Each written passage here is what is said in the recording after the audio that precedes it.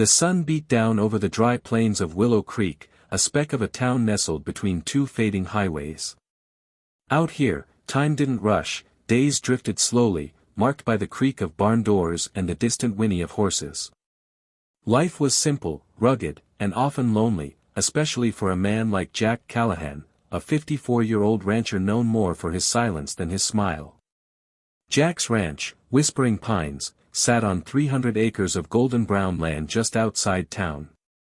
Since his wife died of cancer 7 years earlier, the place had been eerily quiet. He had no children, no family left, and little interest in company. The only voices he heard daily belonged to his horses and cattle, and more recently, to Maria, his cook. Maria had come to the ranch 2 months earlier. Petite, soft-spoken, and in her late 20s, she had applied for the job through a flyer at the general store. Jack hadn't asked too many questions. He just needed someone who could make a decent meal and didn't mind early mornings.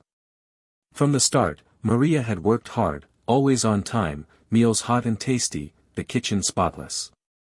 But she avoided small talk, rarely made eye contact, and flinched when the ranch dog barked too loudly. Jack noticed, but he wasn't one to pry. One crisp fall morning, Jack entered the kitchen for his usual coffee and found Maria leaning over the stove. The morning light coming through the window caught her arm just as she reached for the kettle. That's when he saw it, a faint purple bruise on her wrist, like the remnants of fingers. He frowned but said nothing. A week later, he saw more, bruises on her upper arm, a thin cut above her cheek. That time, he couldn't look away. "You all right, Maria?" he asked, his voice gruff from disuse. She flinched slightly and forced a smile. "Yes, sir. Just clumsy."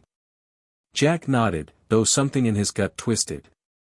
Over the next few days, he watched her more closely. She moved cautiously, as if every step was a negotiation. She jumped at sudden noises, and more than once, Jack heard muffled crying through the thin kitchen walls late at night. Then, on a stormy Thursday evening, Jack returned early from the feed store and found Maria curled up behind the barn, sobbing into her coat. Her lip was split, her eye darkening with a fresh bruise. Jack's heart thudded heavily in his chest. "Who did this to you?" he asked, voice low but firm.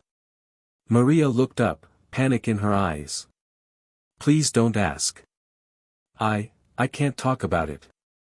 I just need this job. Please don't fire me." "Fire you?" Jack said, stunned. "Maria, someone's hurting you." She looked away, trembling. "It's my husband. He found out where I was. He's angry I left. But I don't want to go back. I just want to stay hidden." Jack knelt beside her, the scent of earth and hay thick in the air. "You're not going anywhere," he said. "Not on my watch." The next morning, Maria didn't cook breakfast. Jack let her rest. He drove into town and parked outside the sheriff's office. Sheriff Lyle Barnes was a man Jack had gone to school with, someone he trusted. Jack explained everything, what he'd seen, what Maria had said. Lyle listened quietly, then nodded. "If she's willing to talk, we can help," Lyle said. "But we can't force her. She's scared, Lyle. Real scared. But she's not safe. He found her once. He'll find her again." That night, Jack sat across from Maria at the small kitchen table, a place he usually avoided sitting because it reminded him of his late wife. He gently told her what he'd done. "I know it's not my place," he said, "but I couldn't just stand by. If you want, the sheriff can help you get a restraining order. There's a shelter in Fort Ridge, safe house for women. But you don't have to go. You can stay here. I'll protect you. You don't have to be afraid anymore." Maria broke down crying. Years of fear poured out in gasps and tears. She told him everything. How her husband, Daniel, had started out charming but grew violent, jealous, and controlling. How she had fled in the night, leaving behind everything but a small bag and a dream of peace. How she'd changed her name, dyed her hair, and prayed he'd never find her. But he had. "I'm so tired," she whispered. "So tired of running." "You're not running anymore," Jack said softly. "You're home now." Word spread quickly in Willow Creek. Jack Callahan, the silent rancher, had taken in a battered woman and stood up against her abuser. It shocked people. Not because they didn't believe him, Daniel had a record, but because Jack had never gotten involved in anything before. He was always the man on the edge of town, keeping to himself. But now, he was showing up in court with Maria, driving her to therapy sessions, attending town meetings about domestic violence awareness. Daniel tried to come back once. He showed up at the ranch gate in a rusted pickup, yelling for Maria to come out. But he didn't get far. Jack was there, shotgun in hand, and Sheriff Barnes right behind him. Daniel was arrested for violating a protection order. This time, he wouldn't walk away so easily. Maria stayed at the ranch. Slowly, she healed. The bruises faded, and so did the fear in her eyes. She started smiling, laughing even. She cooked with music playing. She helped Jack in the stables, learning how to brush the horses, feed the calves. And Jack found something stirring in him he hadn't felt in years: purpose. The town changed too. Inspired by Jack's unexpected stand, people began speaking out more. A community center opened a support group for survivors of abuse. The general store put up posters for helplines. Jack was asked to speak at a town gathering.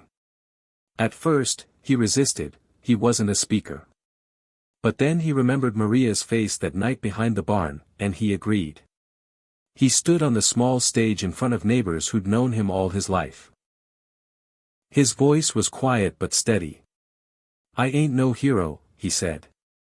"I just saw someone hurting and couldn't look the other way. Truth is, we all got a choice, whether to stay silent or to stand up. I spent too long being quiet. Not anymore." The crowd erupted in applause. Maria sat in the front row, tears in her eyes. Months passed. Seasons changed.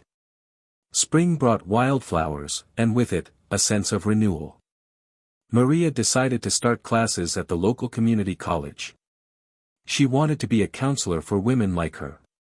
Jack drove her to her first day, beaming like a proud father, or maybe something more. One evening, as they sat on the porch watching the sun dip below the horizon, Maria turned to him.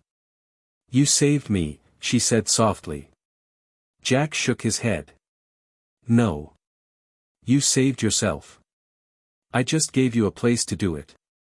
But deep down, he knew the truth. In saving her, he had saved himself too, from the silence, from the grief, from the empty days that had stretched endlessly after his wife's death. Maria wasn't just a cook anymore. She was family. Years later, when people in Willow Creek told the story, they spoke of the lonely rancher who opened his heart and changed a life, and in doing so, changed an entire town. No one saw it coming. But it reminded them all of something they'd nearly forgotten. That even the quietest person can be the loudest voice for kindness. That one act of courage can ripple farther than anyone expects. And that sometimes, the most unexpected bond can become the most unbreakable. Jack and Maria never called it a miracle. But the town did. And maybe, just maybe, it was.